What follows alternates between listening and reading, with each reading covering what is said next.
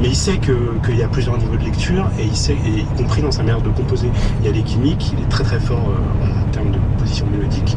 C'est vraiment, on appelle ça un top liner, mais lui c'est quelqu'un qui fait ça de manière totalement naturelle. Et en même temps, effectivement, il y a un rap très, très guerrier qui sait exactement, qui ne peut pas ne pas prendre en charge cette réalité qui fait qu'aujourd'hui, quand on dit banlieue, qu'on est d'origine congolaise par exemple, et qu'on est voilà, de deuxième, troisième, quatrième génération, peu importe, on vit un racisme d'État, et tout ça est pris dans les contradictions, y compris des fois dans la même chanson, d'une phrase à l'autre, où il peut être complètement mongoloïde, enfin vraiment dans un sens dire une grosse bêtise, voilà, un truc un peu chanter un refrain presque à la Carlos, et à côté de ça dire quelque chose d'extrêmement mélancolique, très radical sur ces situations. Et c'est quasiment à tous les niveaux, je veux dire, dans toutes les couches de chaque morceau. Alors après, moi je trouve le disque presque trop dense et trop sucré, trop un peu étouffant. Je trouve qu'il est bien meilleur comme sur les morceaux plus rap, les morceaux plus pop. Les morceaux mélancoliques sont quand même moins réussis. Voilà, j'aime tellement Stop, tellement Méchant que je trouve qu'à côté, Hasta Luego, Monsieur Sale sont les morceaux qui sont un peu plus moins spontané, je pense, plus calculé. Du coup, l'équilibre qui est vraiment qu'il arrive à trouver s'écroule un peu. Voilà, mais c'est vraiment. Je trouve ça très intéressant que ce soit le rappeur le plus influent aujourd'hui. Ça arrive très très vite, en 3-4 ans. Et je trouve qu'il y a dans sa musique, il y a tout, même quand il revendique vraiment, voilà, quand il dit qu'il roule très cher, qu'il en est une deuxième, qu'il s'en fout, etc. Je trouve qu'il y a une sorte d'humilité, et je pense qu'elle est liée aussi au fait à son ancrage. C'est vraiment quelqu'un qui habite à Évry, qui est dans sa cité, et qui je pense, quand il fait un disque comme ça, quand il a sa structure, etc. Il sait qu'il n'est pas tout seul, qu'il emmène avec lui ceux qui l'accompagnent, ceux qui l'écoutent. Il y a quand même quelque chose, il y a vraiment une évolution, je trouve, dans l'histoire du rap français. Donc il est revendicatif de bien des manières. Et je vais juste terminer sur le côté imitation. C'est un rappeur un peu à personnalité multiple. Il est très original et très impressionnant pour ça, parce qu'il peut vraiment dans le même morceau chanter de manière assez mélodieuse, avec autotune ou pas, et tout d'un coup se mettre vraiment à meubler avec une force, alors, un accent aussi. On a l'impression qu'il récupère quelque chose de son héritage congolais, il est unique, quoi, Niska. Il y a vraiment, et on comprend pourquoi il est là où il est en écoutant en un demi-morceau de cet album.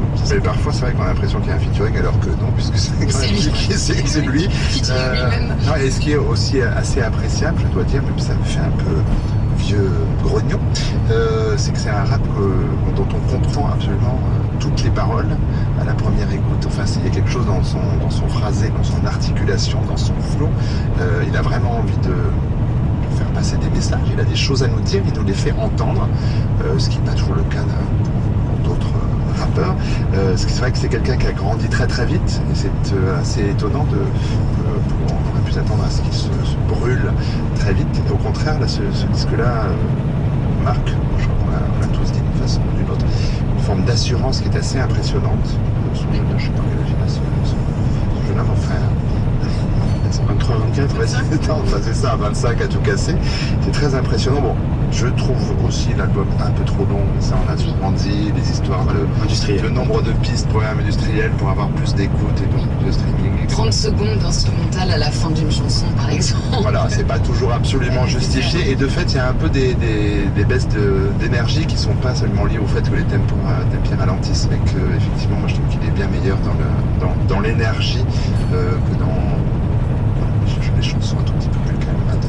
Encore un type Sarel. Oui, j'ai l'impression qu'il y a eu donc je parlais un peu de ce méta-rap tout à l'heure, cette façon de regarder le rap dans ses clichés et d'en jouer. Je trouve qu'il y a eu aussi, notamment dans l'album de Nekfeu, une tendance un peu grand frère à dire voilà, moi je suis revenu de ça, il y en a qui sont morts, il y en a qui s'y sont perdus, et à essayer de tendre la main pour enseigner un petit peu, pour avoir une sorte de discours un peu édifiant. Et ce que j'aime beaucoup avec lui, c'est que c'est tellement, en effet, polysémique et ambigu, qu'il y a un degré de moralité qui est assez introuvable. sur le disque, et c'est ça qui est très appréciable.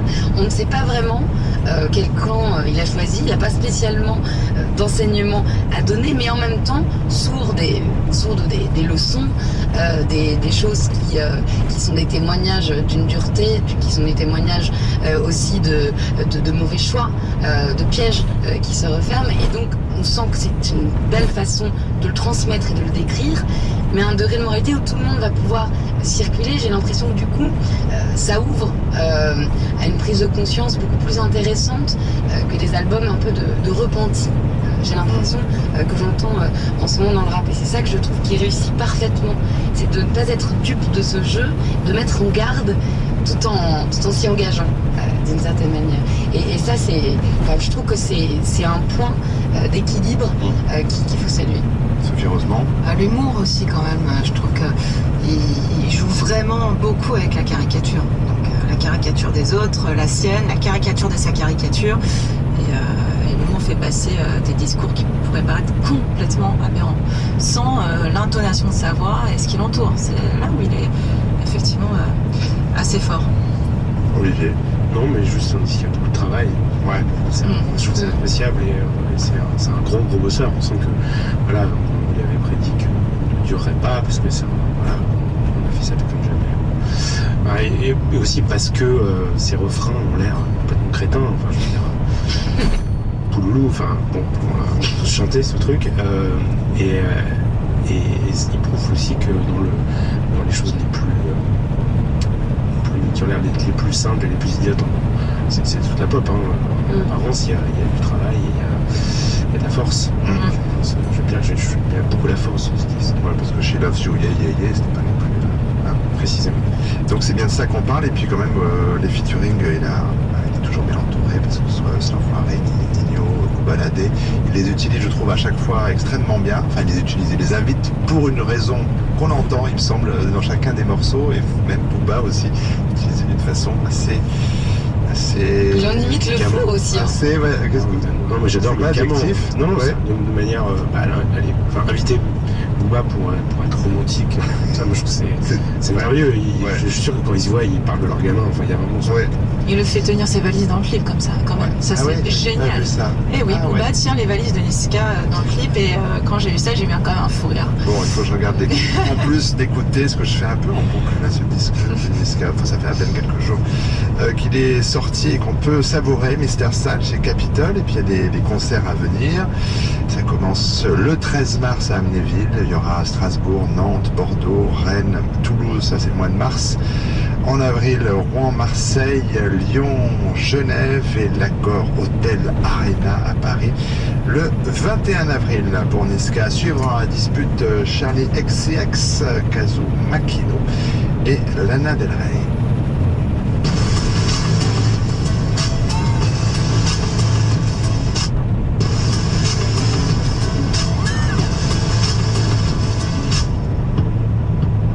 France Culture.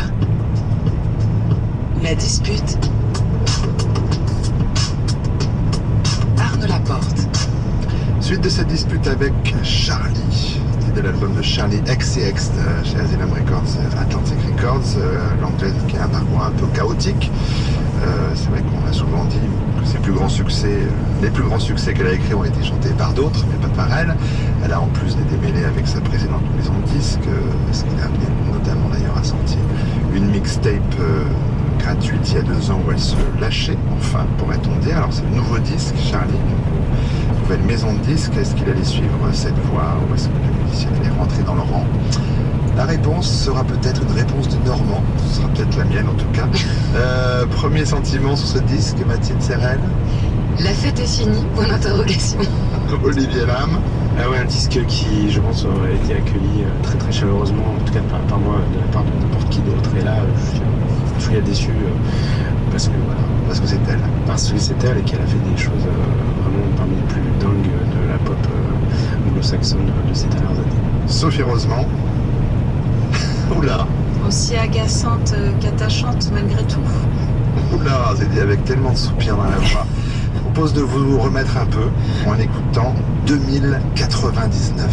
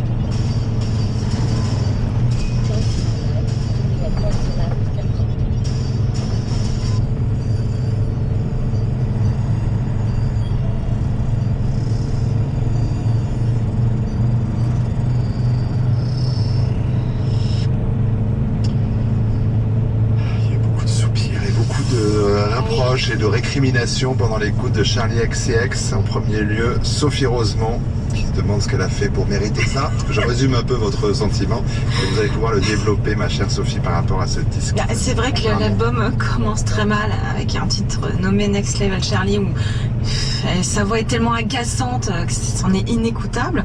Puis après il y a des choses quand même un peu mieux parce qu'elle a quand même une voix intéressante mais qu'elle emploie dans ce qu'elle a vraiment plus nasillard façon M.I.A, donc cette chanteuse qui a connu le succès on va dire la dernière décennie avec Purple Plains, mais avec l'autotune pas forcément bien utilisé et du coup ça la rend hyper banale. Donc elle commence son album avec une tonne de pas featuring, de collaboration. Bien, bravo. Voilà. Vous avez un bon point. Voilà, de collaboration. Alors là, il y en a plein. Puis il y a Christine the Queen, et puis il y a les Raïm. Idée du coup. Voilà, il y a plein d'artistes qu'on pourrait qualifier d'à la mode, n'est-ce pas, pour dans affirmer, dans le vent, pour affirmer cet album qui s'appelle Charli, qui donc pourrait interpeller la notion d'autoportrait. Alors après ça va mieux, la deuxième partie, étonnamment, je crois que la première partie était censée être la plus accrocheuse, moi vraiment me tape sur les nerfs. Et puis la deuxième partie, il y a des bons morceaux.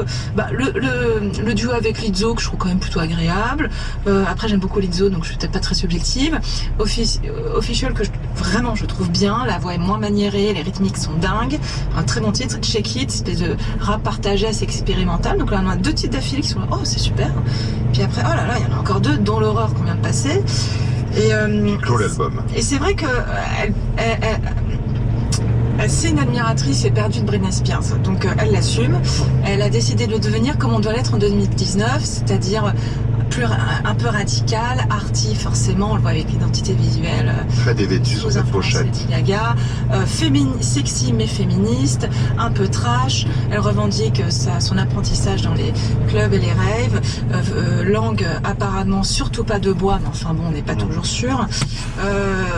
Mais derrière tout ça, elle a beau dire, l'underground et le commercial ne connaissent pas encore des frontières si poreuses et parfois on s'y perd. Et là je trouve qu'en fait qu'elle s'y perd, même si je trouve qu'après que ça soit ses paroles, cette espèce de mélancolie en filigrane, cette méfiance qu'elle a envers le reste de l'humanité qui m'a touchée, ne suffisent pas pour terminer rapidement et laisser la parole à mes camarades. Mais vous reviendrez, Sophie. Olivier Lam, déception après le mixtape que j'évoquais. Oui, je suis obligé de la défendre du coup. Mais je trouve que c'est une artiste. Obligé de rien. Voilà. Non, mais je veux dire, parce qu'en plus, moi, le morceau que vous avez écouté, je le trouve relativement incroyable. Ceux qu'on pouvait diffuser parce que l'album ne sort que vendredi. Moi j'ai découvert chez Charli XCX vraiment tout début, un peu par hasard. À l'époque c'était une sorte de monstre internet qui se disait fan des Spice Girls, donc qui faisait des chansons tout seul dans sa chambre en chantant sur The Art of Noise, sur MySpace, sur YouTube. Ça date, on parle vraiment du début des années 2010. Elle avait 14 ans à l'époque. Voilà, vraiment un tourbillon mais dans lequel elle a trouvé une identité